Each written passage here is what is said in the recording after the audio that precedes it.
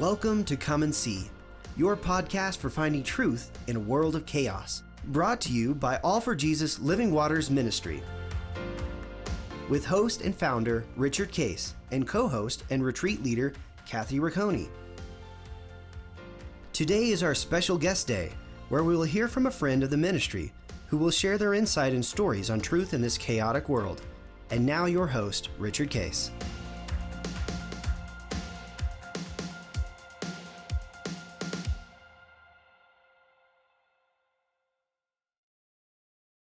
Well, good morning, Kathy. This is guest day, and we have very special guests, grandsons Joshua and Aidan. Good morning. It's so good to see you again, guys. Good to see you. The last time we saw them, they were actually living in Colorado, and they were just on their way moving to Dallas, Texas. So they're back for Thanksgiving, and we're taping them for that to give us an update on how things are going. So first of all, guys, we'll just maybe Joshua start with you. What's going on in Texas after having moved from Colorado? So it's been a lot of it's definitely been a big change. Probably the biggest change for Aidan and me in our thing with what you know and taking that and applying it to the world that we now live in and the new change that we all are embracing. For me, it's been a lot kind of like How that. is the new school? It's good. I think we'll talk a little more about it. It's been an adjustment most of all out of most things, but what I'll try to say a lot about today is elaborate kind of on fear and the reason behind fear and how we can deal with it in a better way. And yeah, it's been good. We've been hanging out a lot more. It's been fun for us at least. We've gotten a lot of time together just to talk and just to be together. And then coming home is always fun. To see people I'm close to and just hanging out. So I love it. Yeah. Great. What's the how's it different from Texas to Colorado? It's insane. And it never cools off, right? Yeah, it's still hot out there, but it's been school-wise, curriculum is different and people obviously, but we love Texas. Dallas is a little adjustment from where we were too, but overall it's been positive. Just seeing the mountains a little bit. Yeah, every day. I bet. Yeah. So I know Joshua is a senior, and he's getting ready to go to college, similar to we had your daughter Anna and her friend Reagan on talking about college, and Joshua's kind of in that same place. So tell us a little bit about what colleges you're looking at and why, and how you're approaching it as you're seeking God's will. So like the past couple months, I've applied to Texas A&M, Baylor, and Montana State University. Oh wow! And I realized that all three of them all lead to different paths in my life, and all for different reasons. I would say the core at Texas A&M is the main reason why I want to go to Texas A&M. I spent the night there with a squadron, and they showed me what real college life in the Corps is like, and kind of where. Oh, that's great! You got that experience. Yeah, and kind of seeing everything that the Corps has to offer you, as well as what you want to do with that knowledge and where you want to go.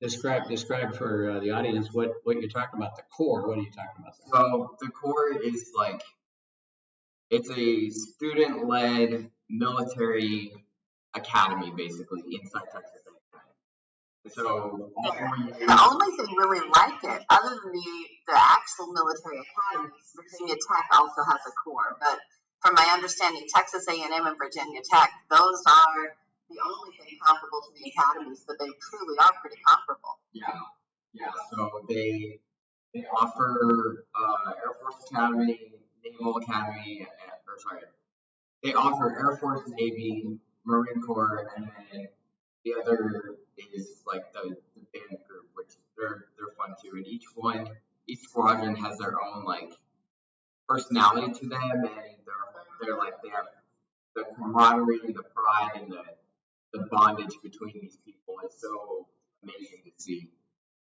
That's cool. And of course, you're on A&M, so they do say howdy all the time, right? We've adapted to that.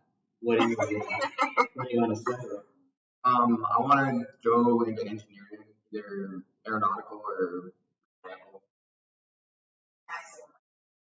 Thrasher is a pilot even now, and are you wanting to if you go into the military, go into flight planes? Yeah, for sure. There are a lot of options you can do with engineering, and some of that leads to pilot work. If you're going to be a pilot, you're mostly going to be in it. So there's a lot of options and a lot of opportunity in that. Or would you do that route also through Baylor and through Montana? Is it Montana? Is that what you said? Yeah. I'm not really aware, or I don't know yet what I'm going to do if I go that route. I'm kind of just seeing what God has for those options and kind of exploring different outcomes and different opportunities. Yeah. And how are you, as you're seeking God's will, how are you approaching that? What things are happening? Understand God's will and abide in the Word, and how are you doing that? I think what I've learned is that as I keep continuing to explore different options, I think God will make that the right option and His will evident to me, and highlight that in my life. Not only for what I want to do, but also what He wants to do for me. So. Well, and it's even, I think sometimes we think about the career and we think about the professors and the connections and, where God has us in that next place. And a lot of times God is like, it's about who you're going to be with, really. And you're my hands and feet. You are that visible expression of my love and my heart on that campus when I send you there. And so there's so much more at play than where you recognize, I think. And it's fun to trust Him to unfold that and just to see what He begins to unfold too, I think. How are you receiving God's wisdom? What are you doing to make sure that it is God's will? Just what the Bible says. Just always test it and always approve what His will is. I think for me right now, I'm in like a holding pattern of just like waiting for God to move. I've applied, I've done the work, and just kind of listening and kind of just embracing what God has for me in this season of life, and then when the chapter comes and to decide where to go and what to do, that will be evident. Right. Well, and I know Rich, when he was talking to Reagan and Anna, he was talking about them being in that season. Their applications are in now, and that being the knocking stage. They're knocking to see now what God opens and doesn't open up, and then we'll continue to process with them at that point. So it's exciting to hear. So those are your three top ones that you're hoping for, correct? Excellent. Do you know? So it sounds like you probably got everything in early. So will you hear like that mid-December? Yeah. What's the time frame on yours? Yeah. So probably around December 10th, 17th, we're in there. Okay. So by the time this airs, everybody, he may already know. Probably will. Once I hear, I'll confirm it with everybody. There you go. Very exciting time. How about you, Aidan? What things are you trying to discern right now? Yeah, I think for me, and I think I can speak for you too. We walk into the same new school. We walk, and people. It's relatively a lot smaller than what we were used to. So any adjustment is hard to make sometimes. So this one was really big. This one was really stepping out just in blind faith that you are going to be okay and that your relationships will be kept and that God will work through you is really hard to do. So for me, just discerning who to be with has been kind of eye-opening to go and protect your heart, I think, with this, because for us, heart protection has been prevalent, but it's been important. It's been to remove, never lose your joy, and your joy should not be based on your circumstances. And I was talking to one of the people I'm closest to, and we were just talking about circumstance and things that are happening and just the layout of life right now, and that things are really, really can be hard, and they can be really.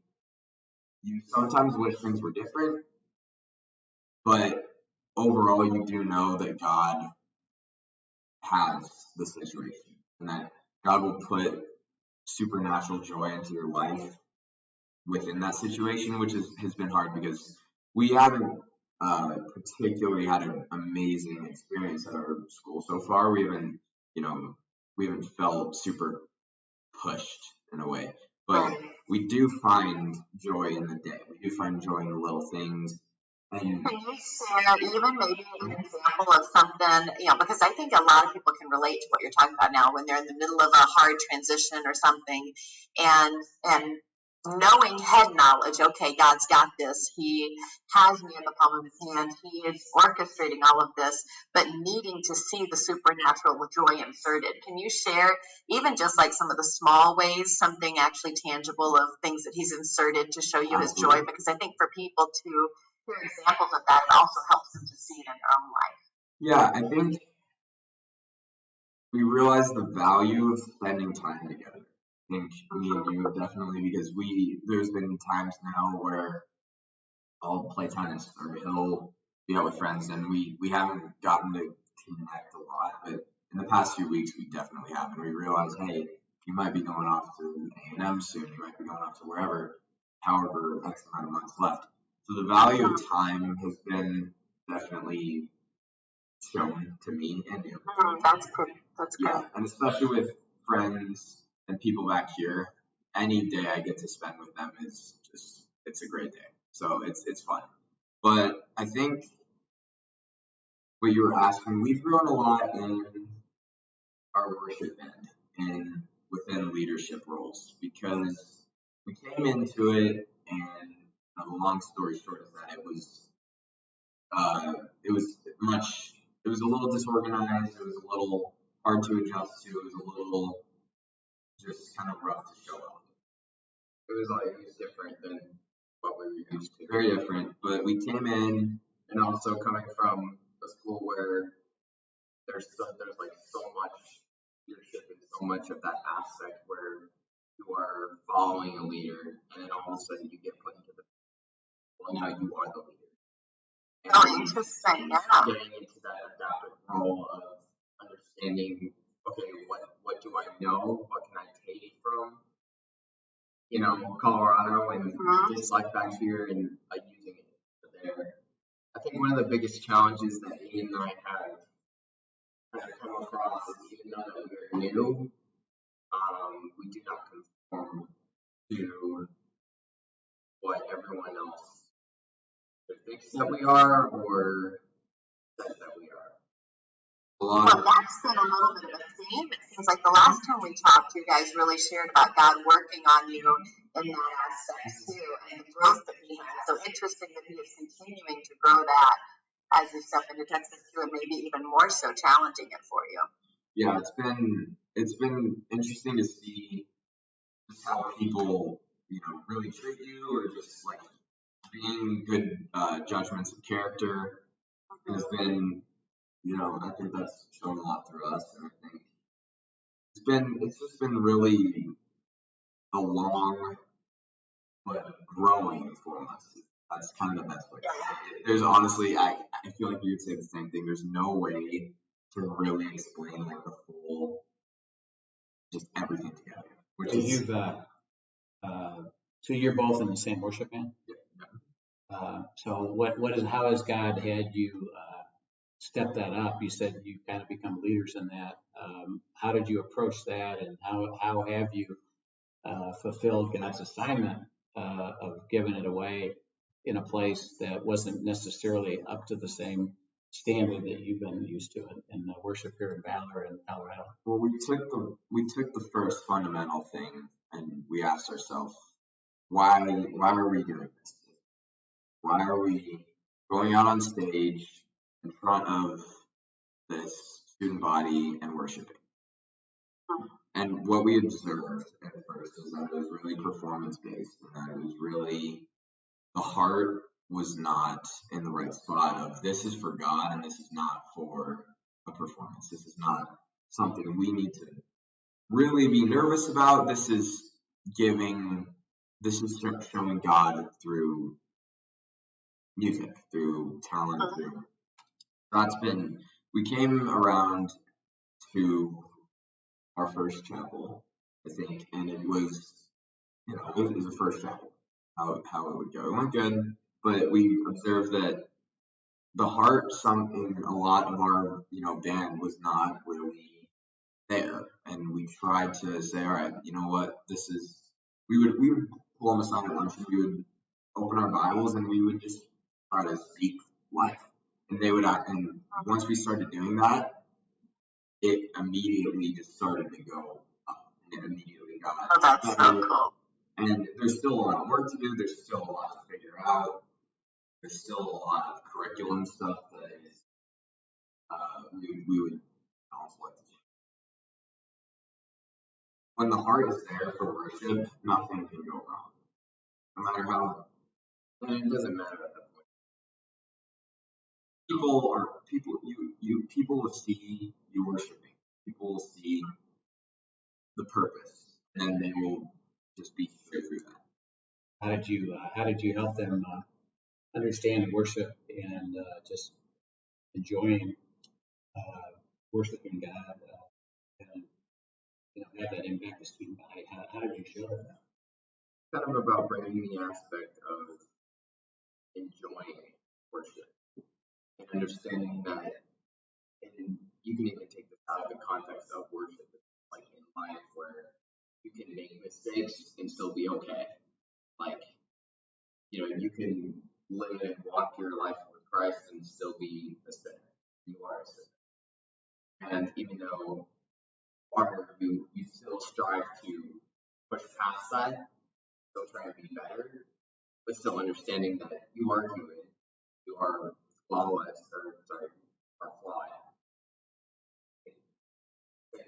And so you understand that. When you do make mistakes, you're like, okay, I can learn from this. I can take this and be better on my past self. And, every day you're getting better. Every day you're growing with God. You're walking the walk. You're living that life. That's been the biggest thing. Where you can say you're Christian, you can say this is what we abide by, and this is what we believe. But until you walk it out, you move to Texas, you soldier through a circumstance that is hard, because everyone has challenges. That's life. Everyone does. So you soldier through something that is really hard and challenging to your mind. How do you deal with that, and who do you ultimately go to see that through? And for us, it's, we've made plenty of mistakes. We've made, there's been screaming and there's been fights and but through all of that, once we come together as a family, or once we come together with people you're close to, in the name of the Lord, and praying, and God says praying in numbers brings answers, and praying together with community, we see answers, and we see things come to ease, and we see a picture being painted that needs to circumstance, that's when we can find joy. And that's through God. And that's not through the circumstance itself, but it's through the Holy Spirit. As you've been going through that, what any particular places in the Word that you've been abiding in that's meant something special for you guys? Yeah, I've been doing. I really like journaling now. When I left, I was not. I wouldn't say I'm a fan, but I do it. Try at least every day too. And then I've been in Proverbs a lot and about wisdom, because I think wisdom with people you surround yourself with, and wisdom about trusting this whole process, that my relationships there will be kept, and that things will be okay, and that God will keep my support. God will actually just transform, and God will transform us into renewed people. Because I can tell you 6 months ago, a year ago, I was very different. You were very different. We were all just kind of, all right, well, let's do this. And now as we walk this out, and I'm really glad that you get to watch this, and that I get to watch you guys go walk it out. And Oma always has Oma stories that are just like, wow, okay. So, yeah, it's been good. So what have you been doing? I've been very, I've been in Old Testament, all about wisdom. And, when I moved down, or when we all moved down, I started getting into, like you, I got into a lot of Proverbs, and I got into Ecclesiastes. And I think this verse has kind of stuck with me also recently. Recently, I got actually back into this verse, and it's kind of cool how God brings this full circle for at least me. It's Ecclesiastes 3:1-8. It says, "To everything there is a season, a time for every purpose under heaven, a time to plant, a time to pluck what is plucked or planted, a time to kill, a time to heal, a time to break down, a time to build up, a time to weep, a time to laugh, a time to mourn, a time to dance, a time to cast away stones, and a time to gather stones, a time to embrace, a time to refrain from embracing, a time to gain, a time to lose, a time to keep, a time to throw away, a time to tear, a time to sow, a time to keep silence, a time to seek, a time to love, and a time to hate, a time of war, and a time of peace." And this verse, this was the first verse I got when I got to Texas. And it kind of was it showed me how God uses different seasons for your life, and how each season, you may not like the season you're in, you may not like the chapter that you have to embrace, where you either have to uproot something in your life that is not focused on God and is actually driving you away from God. And yeah, it sucks, and it's frustrating, and you want to get it over with. But then afterwards comes the part where you can live through your work and what you did. And this verse, throughout even the past couple months, I've kind of learned that things take time. Good things take time to grow, and good things take time to mature. Whether that's friendships, relationships, just diligence, work itself. It all takes time to grow for God. And then when you put all the seasons together, and you put everything together, that's when you can truly live the full life that God has for you. And this verse came back to me where I got to actually speak in a chapel at our school, and I was thinking through the past week. I was like, what do I do? What do I preach upon? And I just was like, God, what are you calling? It's like, go back to the beginning. Go back to what I showed you in the beginning. And speak on that. Because for some reason, that is what I believe that's what God called me to speak on. And the cool thing is that a couple days later, I found out that our senior verse for the year is Ecclesiastes 3:1-8, and I had no idea that was the case. But I was like, okay, this is good. This is cool. Yeah, I think jumping off that, it kind of comes back to the point of, I think I said this last time, maybe not, but we're justified by faith alone. We're justified not by what we do, not by what college we go to, not by, I think that's especially for you, I know where you go, it's huge, and grades we worry about, and everything is so up here. The standard we meet ourselves at, but we're not justified through that. We're justified through faith. Our joy is not through our test result. Our joy is not through we got into here or here. It's through the Lord. When we pray prevalently with people for joy and for happiness in a circumstance that's hard, we've found the little things, like some of our best conversations in our, most hilarious car rides and going back from a really awful day at school has been like, this happened, and then we would laugh about it. And we find joy in these little things now that if this, didn't happen, Texas did not go through, then we would not have found. So I think, the person I'm probably closest to, I was panicking, and I was just like, I don't know what to do. I'm so overwhelmed. I don't know why we're here. I'm so sick of this. We were stuck. We were in an apartment. We were out of the apartment. Then we were in the school. And it's so much to do. It's so much to go to. And I was just panicking. And she was like, okay, sit and be still. I was like, okay. And she pointed me to the verse, be still and know that I am God. And I think that was huge for me when she said that to me. I was just like, yeah, that's been probably my favorite verse out of it. 4 months. It's been, be still and know that God has you. Be still and know that God has a plan. Be still and trust it. By your faith alone, you're justified and you will find joy. That's been it for me, probably. Joshua, when you spoke on that verse, what was the message you gave him?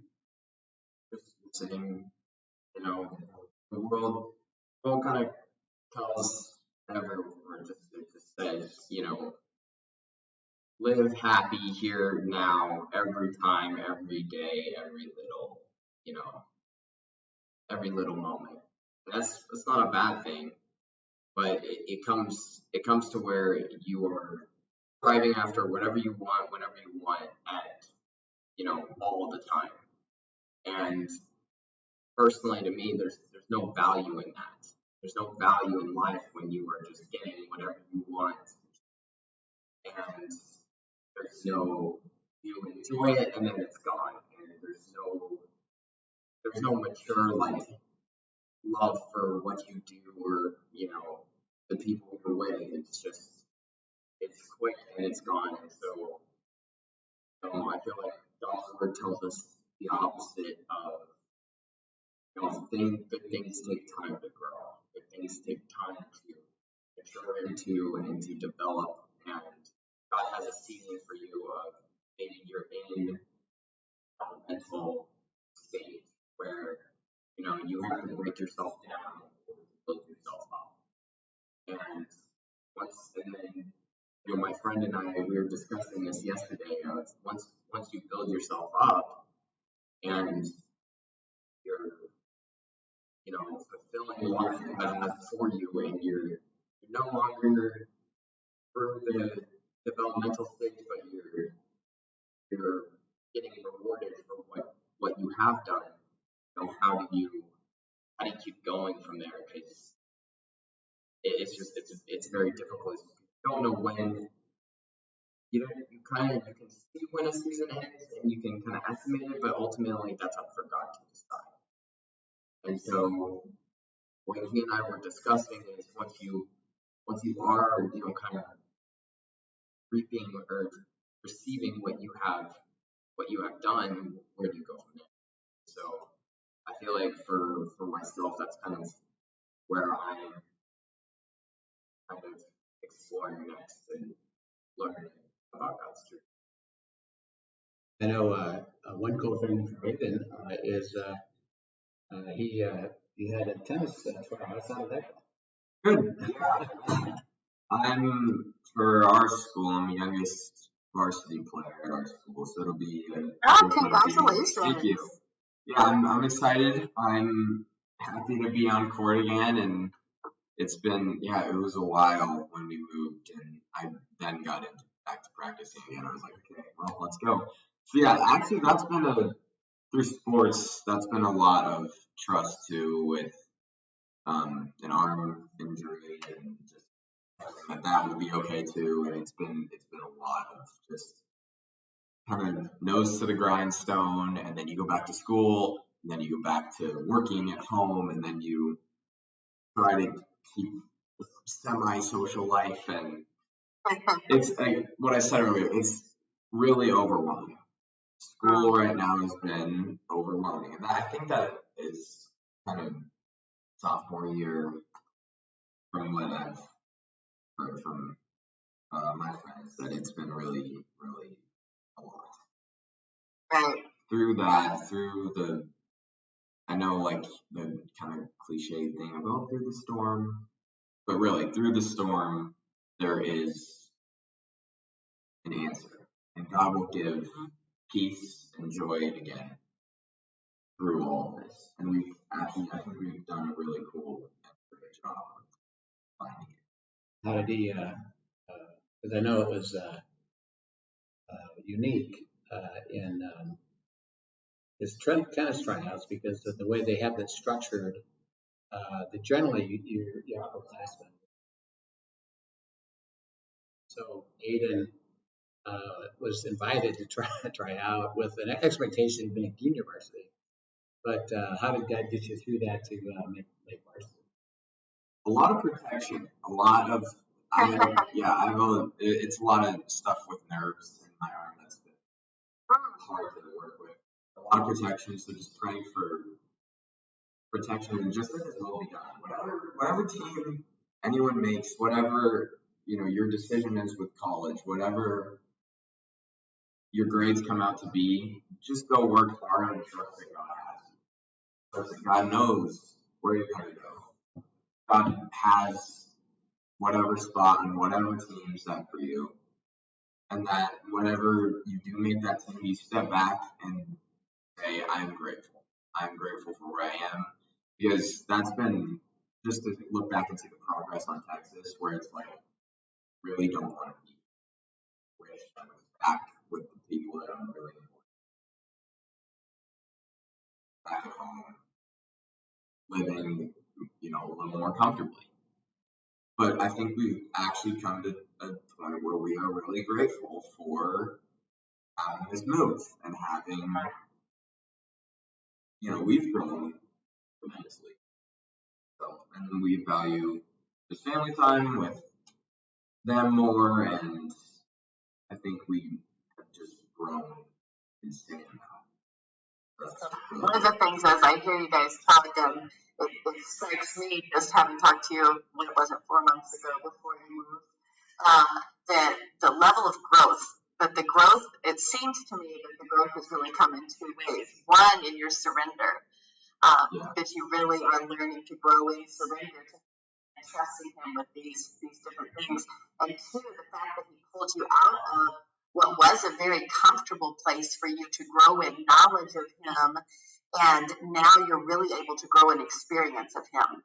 And your ability to give that away, even on the worship team, as you described, walking in and you were able to recognize they're very knowledgeable, maybe even very talented, everything else, but they're worshiping out of knowledge, not out of experience, and not inviting people to join them in worshiping God. And I think you guys are actually, that's a great picture, it seems to me, of what he's doing in y'all now, that where you've always had a beautiful walk with God, you had it in a very safe place. And in this new place, he's allowing you to really experience the depths of what you know in your head. Now you're getting to experience him walking you through it in ways you never have before. Yeah. And that's a huge platform of growth that will allow you to give it away and to share that with others in ways that you can't even fathom right now. And so that's cool for me to just hear in your voices as you're talking. Yeah. As you move forward and you're seeing God's will, how do you want us to pray for you? What are things that you're seeking that we can help you with? Just that God's will is done, and I think protection of the heart for everyone here, especially you. That's always important, and I think we realize the importance of protecting your heart. Time together has been more valued, and so we've learned a lot. I think what we would like is, again, just that we know that we're doing God's will and that we keep stepping out in faith. It's a long journey to go, but it's positive steps to cover. And I'm really happy with my relationships now, and I really do trust that God has brought them to a point of like, wow, it's still God works through them, and they help me, you help me. So just trusting and that we keep doing what we're doing, and we're happy that we get to do updated at least. Yeah, I love to hear this. How about you, Josh? Anything to hear? I'd say it's really easy to get caught up in like the day-to-day. That's the only way to explain. And I think for me and dating, it's not losing sight of the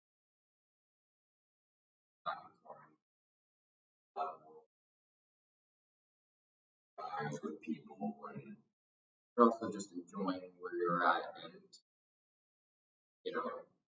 understanding God and understanding what He has. Supernatural joy. Probably the big thing I would take away. Yeah. And once you, Joshua, once you get your school settled, does your last semester kind of slow down then? Or? For boys, not really. We still have to work hard to close out. Close out strong. Get ready to head off to whatever college that God chooses for you, and we're going to pray for that clarity and Absolutely. that you have absolute knowledge as God's will and best and none better, which I know you believe, and be seeking that, and be praying for you, Aidan, that God shows you the way in terms of your tennis and your next steps in terms of all that happens, and so we'll pray for that. And family, and anything else that you want us to pray, or you guys want to say, or conclude with our audience at all?